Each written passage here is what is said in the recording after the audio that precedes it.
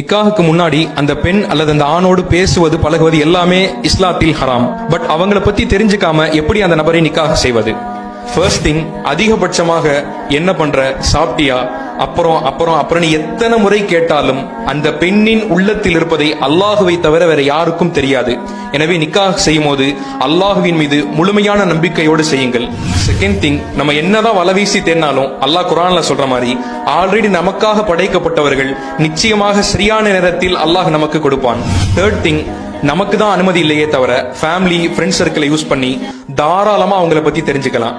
கடைசியாக, நிக்காஹுக்கு முன்பதாக ஷரியத்திற்கு உட்பட்டு ஒரு முறை அந்த பெண்ணை பார்ப்பதற்கு இஸ்லாத்தில் அனுமதி இருக்கிறது.